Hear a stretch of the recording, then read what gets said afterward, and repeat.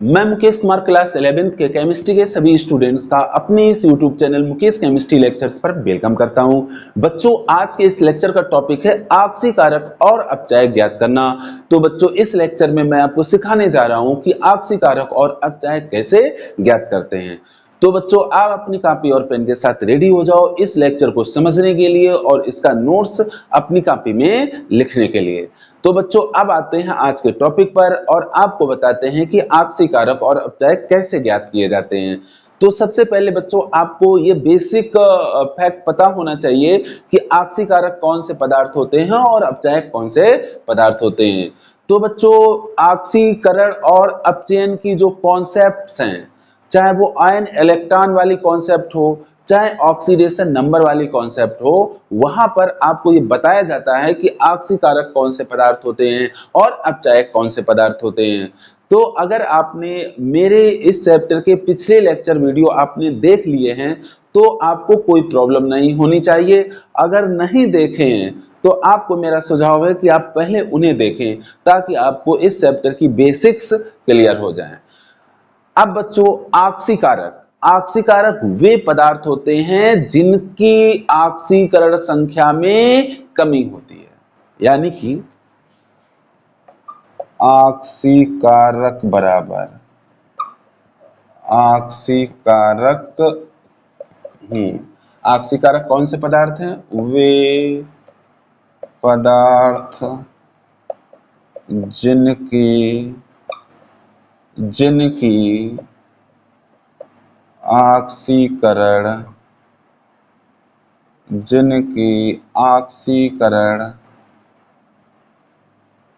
संख्या में क्या होती है बच्चों?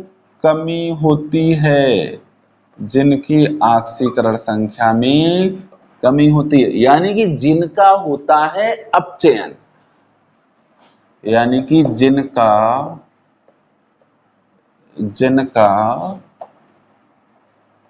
अपचयन होता है। तो जिनका होता है अपचयन यानी कि जिनकी होती है आक्सीकरण संख्या में कमी, उनको हम कहते हैं आक्सीकारक। और इसके लिए एक और वर्ड यूज होता है उपचायक। तो आक्सीकारक और उपचायक की मीनिंग एक ही है और इसको इंग्लिश में बोलते हैं ऑक्सीडेंट। अब बच्चों, अपचायक की बात कर लेते हैं। अपचायक इसको बोलते हैं इंग्लिश में रिडक्टेंट।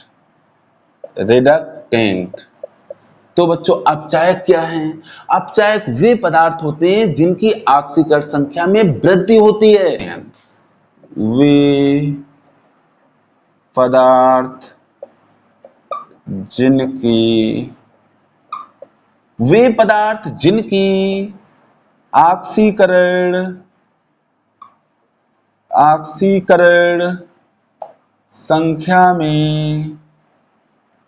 आक्सीकरण संख्या में वृद्धि होती है। वे पदार्थ जिनकी आक्सीकरण संख्या में वृद्धि होती है। इसका मतलब ये हुआ कि जिनका आक्सीकरण होता है, जिनका क्या होता है बच्चों? आक्सीकरण होता है। जिनका आक्सीकरण होता है। तो ये फैक्ट अगर बच्चों आपको पता है तो फिर इन क्वेश्चंस को सॉल्व करने में बहुत मजा आपको आने वाला है। हाँ बच्चों, आपको आक्सीकरण संख्या ज्ञात करना भी आना चाहिए। आक्सीकरण संख्या कैसे ज्ञात की जाती है इसका भी लेक्चर वीडियो अपलोड है, उसको भी आप देख लीजिए अगर नहीं देखा है। और आक्सीकरण संख्या ज्ञात करने के जो 8 नियम हैं वो आपको मौखिक याद होने चाहिए। बहुत अच्छी प्रैक्टिस होनी चाहिए आक्सीकरण संख्या ज्ञात करने की। तो बच्चों, अगर इतनी आपको कॉन्सेप्ट क्लियर है, इतनी अगर आपको नॉलेज है कि आक्सीकारक कौन से पदार्थ हैं और अपचायक कौन से पदार्थ हैं और आक्सीकरण संख्या आप ज्ञात कर लेते हैं, तो फिर नो प्रॉब्लम, आप आसानी से इन क्वेश्चंस को सॉल्व कर लेंगे। तो बच्चों, ये नोट करना चाहो तो आप नोट कर लो, इसका स्क्रीनशॉट लेना चाहो तो ले लो। इसके बाद मैंने ये जो क्वेश्चन राइट डाउन किए हुए हैं इनको सॉल्व करना आपको सिखाने जा रहा हूँ। क्वेश्चन है आक्सीय कारक व अपचायक ज्ञात कीजिए। तो ये मैंने कुछ रासायनिक अपक्रियाओं की समीकरणें लिखी हुई हैं और इनसे हम आक्सीय कारक और अपचायक ज्ञात करना जानेंगे और आपको सिखाएंगे कि कैसे आक्सीय कारक और अपचायक को ज्ञात करते हैं। तो बच्चों स्क्रीनशॉट ले लीजिए, फिर आगे बढ़ते हैं। साफ करते हैं बच्चों इसको।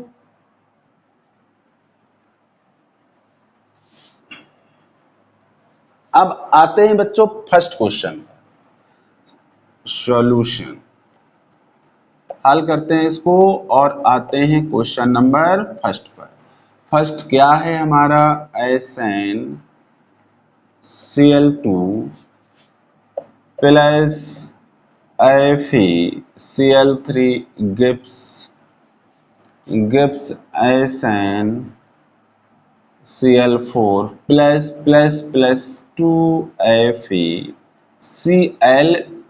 2FeCl2 तो सबसे पहले फर्स्ट ऑफ ऑल यहाँ हम इन सभी तत्वों की, इन पदार्थों में जो तत्व हैं उन सभी की आक्सीकर संख्याएं ज्ञात करेंगे। इसके बाद पता करेंगे कहां पर आक्सीकर संख्या में वृद्धि हो रही है और कहां हो रही है कमी।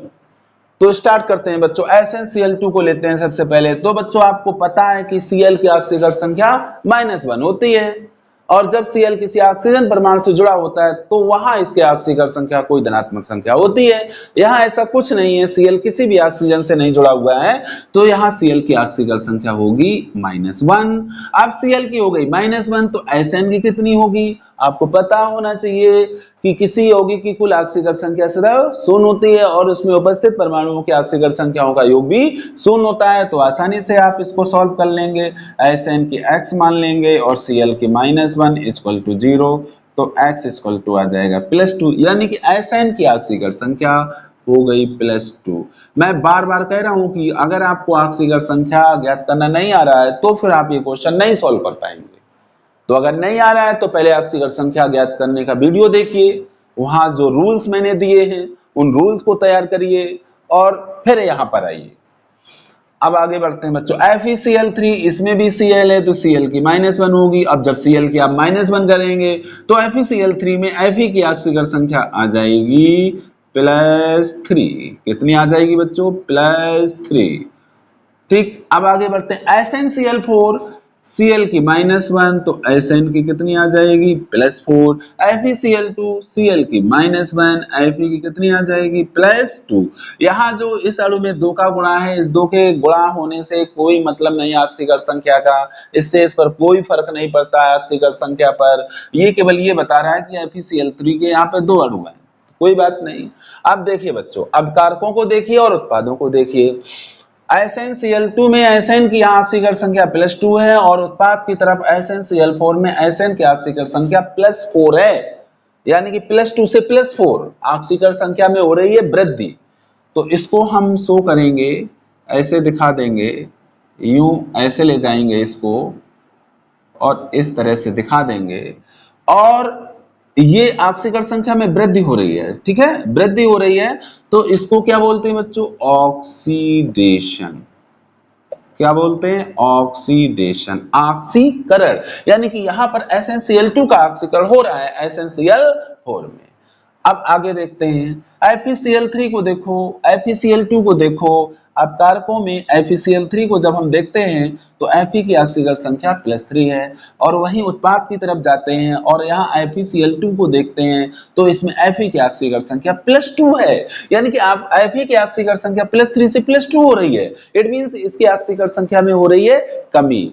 तो इसको भी यहीं पे शो करेंगे, ऐसे शो करेंगे, ऐसे गए और इसको हम किसके पास ले गए, Fe के पास। तो यहाँ ऑक्सीकर संख्या में कमी हो रही है और जब ऑक्सीकर संख्या में कमी होती है तो उस प्रक्रिया को हम कहते हैं अपचयन, यानी कि यहाँ हो रहा है रिडक्शन, यहाँ हो रहा है रिडक्शन। तो बच्चों जब इतना आप पता कर लेते हैं तो फिर आपके सामने कोई समस्या नहीं, आपका आंसर आ जाएगा। मैंने आपको बताया कि जिस पदार्थ का ऑक्सीकरण होता है उसको कहते हैं अपचायक। तो ऑक्सीकरण किसका हो रहा है, SnCl2 का। तो SnCl2 यहाँ क्या हो गया, अपचायक, यानी कि रिडक्टेंट। क्या हो गया, रिडक्टेंट। और बच्चों जिस पदार्थ का हो रहा होता है अपचयन, उस पदार्थ को कहते हैं ऑक्सीकारक यानी कि ऑक्सीडेंट। क्या बोलते हैं, ऑक्सीडेंट।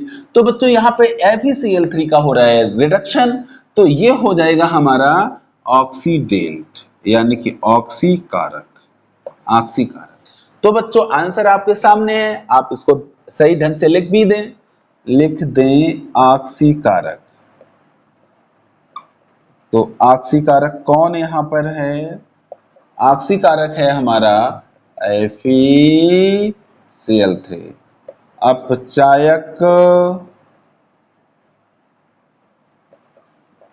SnCl2। तो बच्चों आपने देखा कि आसान है, दिक्कत नहीं है, बशर्ते कि आपको ये पता होना चाहिए कि ऑक्सीकारक क्या होते हैं, अपचायक क्या होते हैं, और सबसे बड़ी बात है कि आप ऑक्सीकर संख्या ज्ञात करना जानते हो। तो बच्चों इसका लीजिए स्क्रीनशॉट, फिर अगला क्वेश्चन आपको बताते हैं। अब बच्चों आते हैं क्वेश्चन नंबर 2 पर, और इसमें ऑक्सीकारक और अपचायक को निकालकर देखते हैं। क्वेश्चन नंबर 2 में जो केमिकल रिएक्शन दी है वो है SnCl2 plus 2HgCl2 gives SnCl4 plus Hg2Cl2। तो यहां पर भी सभी तत्वों की ऑक्सीकर संख्या हम ज्ञात करेंगे। सबसे पहले तो स्टार्टिंग करते हैं SnCl2 से। SnCl2 में Cl की ऑक्सीडेशन नंबर -1, तो Sn की कितनी हो जाएगी, +2। HgCl2 में आते हैं तो HgCl2 में Cl की -1, तो Hg की कितनी हो जाएगी, +2। आगे बढ़ते हैं SnCl4 में, तो Cl की -1 और Sn की हो जाएगी +4। HgCl2 में Cl की -1 मानेंगे क्या, Cl की -1 ऑक्सीकर संख्या होती है। कब इसकी धनात्मक होती है, मैं बार बार आपको बता रहा हूं ताकि आपको ध्यान में रहे। Cl की ऑक्सीकर संख्या धनात्मक भी होती है जब ये किसी ऑक्सीजन परमाणु से जुड़ा होता है। तो यहाँ ऑक्सीजन वाला कोई केस मेरे सामने नहीं है।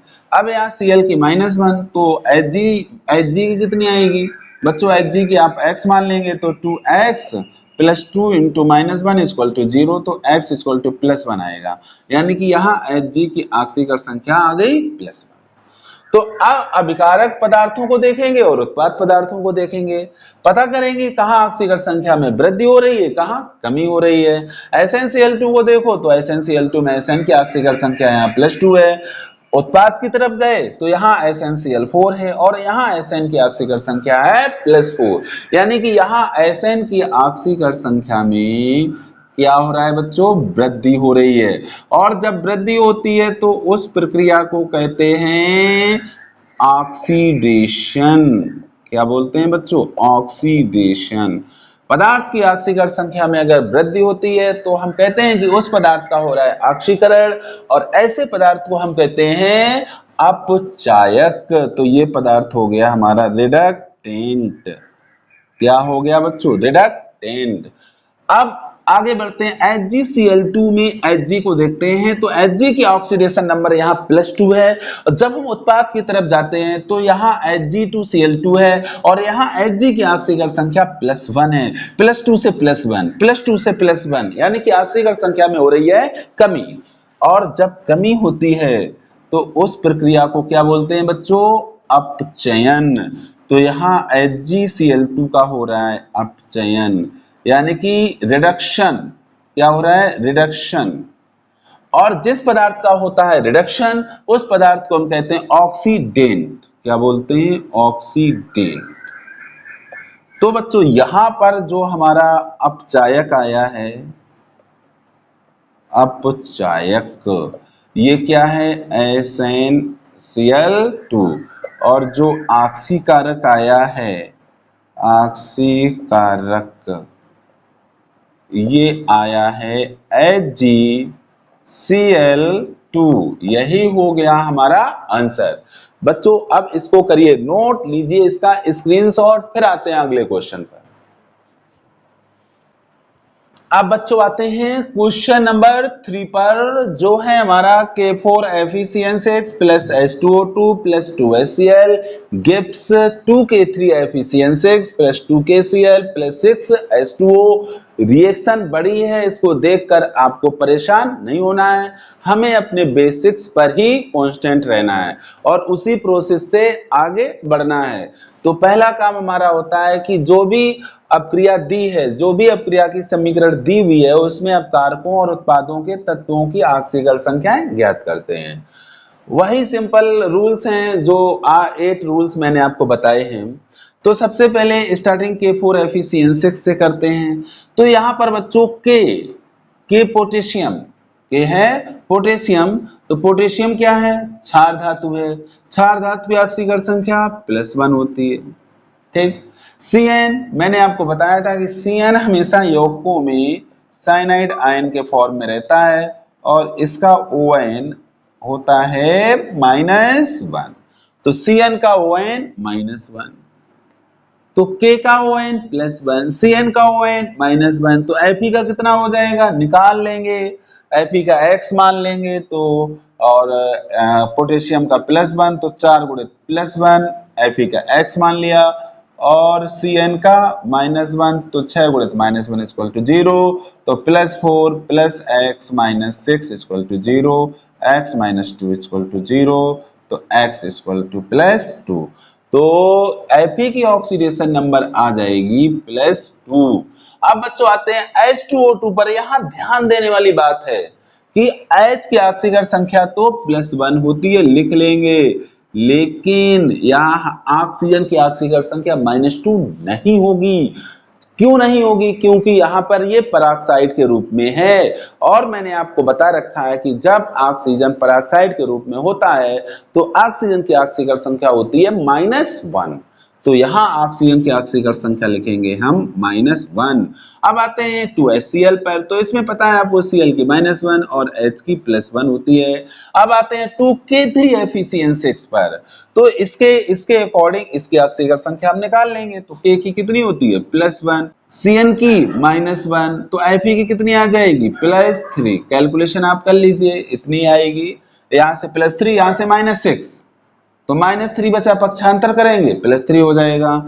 2KCl, K की +1, Cl की -1, H2O, H की +1 और O की -2। यहाँ बच्चों O की -1 ऑक्सीकरण संख्या नहीं होगी क्योंकि यहाँ ऑक्सीजन पेरोक्साइड के रूप में नहीं है। अब बच्चों दोनों पक्षों को ध्यान से देखते हैं और पता करते हैं कि किन तत्वों की ऑक्सीकरण संख्या में कमी या वृद्धि हो रही है। तो K4, K +1 Fe +2 +3, यानी कि Fe की ऑक्सीकरण संख्या +2 से +3 हो रही है। +2 से +3 इट मींस इसकी ऑक्सीकरण संख्या में हो रही है वृद्धि। क्या हो रही है, वृद्धि। कहां से कहां जा रहे हैं, +2 से +3 पे जा रहे हैं, वृद्धि हो रही है। तो इसको बोलते हैं बच्चों ऑक्सीडेशन, कि यहां हो रहा है हमारा ऑक्सीकरण। अब आगे बढ़ते हैं H2O2, H +1 O -1, और इधर H2O, H +1 O -2, यानी कि O -1 से -2 हो रहा है। कहां से कहां जा रहा है, -1 से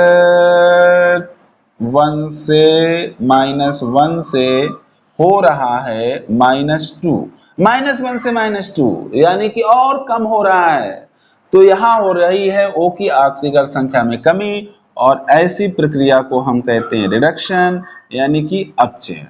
अब HCl, H +1 Cl -1, तो अब किसी तत्व की ऑक्सीकरण संख्या में वृद्धि या कमी नहीं है।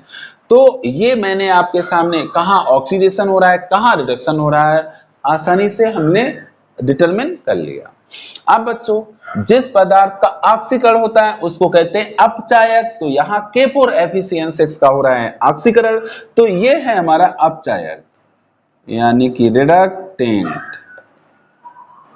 रिडक्टेंट, और जिस पदार्थ का होता है अपचयन उसको कहते हैं ऑक्सीकारक। तो H2O2 का होता है यहाँ अपचयन, तो ये है ऑक्सीकारक, यानी कि ऑक्सीडेंट।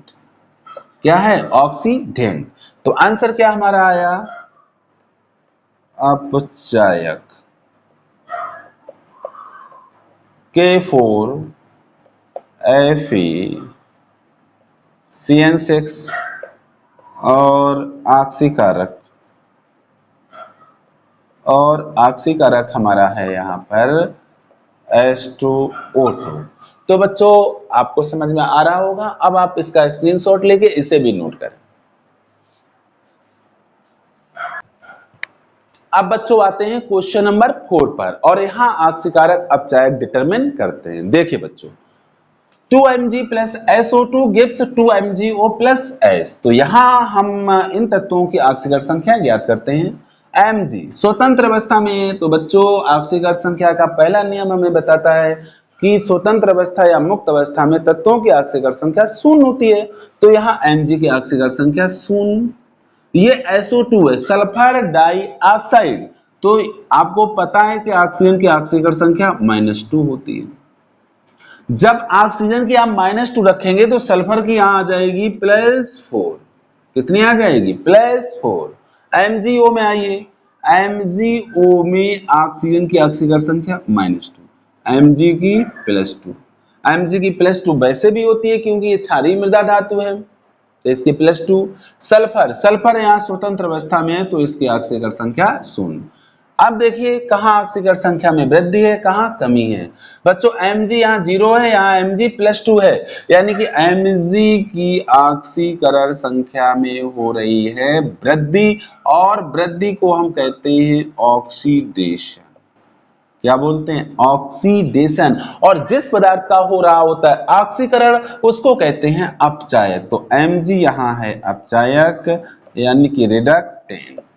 अब आगे देखते हैं बच्चों, SO2 में S की ऑक्सीकरण संख्या +4 है और यहाँ S की ऑक्सीकरण संख्या 0, यानी कि +4 से 0 यानी कि ऑक्सीकरण संख्या में कमी हो रही है। और जब ऑक्सीकरण संख्या में कमी होती है तो उसको हम कहते हैं अपचयन।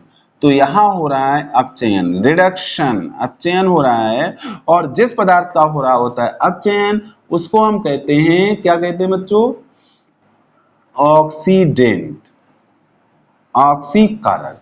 तो अब आंसर लिख लेंगे अपचायक। अपचायक हमारा है Mg और ऑक्सीकारक है, हमारा SO2 और यही हमारा है आंसर। आप इसको भी नोट करो, इसका भी स्क्रीनशॉट लो। अब बच्चों आते हैं क्वेश्चन नंबर 4 पर और यहाँ ऑक्सीकारक अपचायक ज्ञात करते हैं। देखो बच्चों, स्टार्टिंग करते हैं K2Cr2O7 से। यहाँ पर पोटेशियम की ऑक्सीकरण संख्या आप जानते हैं जो +1 होती है, ऑक्सीजन की -2 होती है। तो क्रोमियम की आप आसानी से निकाल लेंगे, क्रोमियम की X मानेंगे। तो सिंपल रूल्स जो हैं इसके, उससे क्या आएगा? 2 गुणित पोटेशियम की ऑक्सीकरण संख्या यानी कि 2 गुणित +1, फिर 2 गुणित क्रोमियम की 2x हो जाएगा, फिर 7 गुणित ऑक्सीजन की ऑक्सीकरण संख्या यानी कि -2 बराबर क्या हो जाएगा? 0। कैलकुलेशन कर लेंगे, +2 + 2x 7 दूनी 14 = 0, यानी कि 2x - 12 = 0, 2x = +12, तो x = आ जाएगा +6। तो यहाँ क्रोमियम की ऑक्सीकरण संख्या कितनी आ रही बच्चों? +6। अब आते हैं FeSO4 पर। तो यहाँ बच्चों मैंने आपको बताया है कि जो SO4 होता है वो सल्फेट आयन के रूप में रहता है और इस पर -2 चार्ज होता है। तो इसका ON हमेशा रखते हैं, टोटल एक साथ रख देते हैं -2। तो यहाँ पूरे सल्फर का ON रखेंगे जो कितना है? -2। तो ये FeSO4 में जब SO4 -2 है तो Fe कितना आ जाएगा? +2। अब H2SO4 को देखते हैं बच्चों। H2SO4 में H का जानते हो आप +1 होता है और SO4 का डायरेक्ट रख रहे हैं तो इसका -2, SO4 का -2। अब यहाँ K2SO4 में तो K का +1, SO4 का एक साथ रख रहे हैं -2, यहाँ पे SO4 का एक साथ -2, तो -2 और 3 -6 और Cr का मान लेंगे x, तो 2x - 6 = 0, तो x = आ जाएगा +6/2 यानी कि +3 आ जाएगा।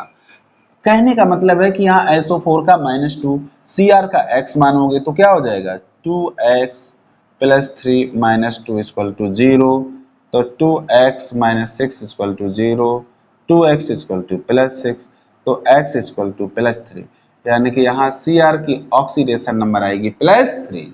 इसी तरह से Fe2SO4 का होल थ्राइज में Fe की निकाल लो, तो SO4 की तो हमने कहा कि डायरेक्ट रखेंगे कितनी -2, Fe की x मान लो तो 2x plus 3 minus 2 equal to 0। ऐसे कैलकुलेशन आएगी, यहाँ पर x प्लस 3 आ जाएगा। कितना आ जाएगा? प्लस 3 आ जाएगा। अब H2O में आप जानते हो O की -2 H की +1। तो देखो बच्चों, यहाँ ध्यान देने वाली बात यह है कि हम SO4 की ऑक्सीडेशन नंबर -2 रखेंगे, एक साथ -2 रखेंगे, S और O की अलग अलग नहीं रखेंगे।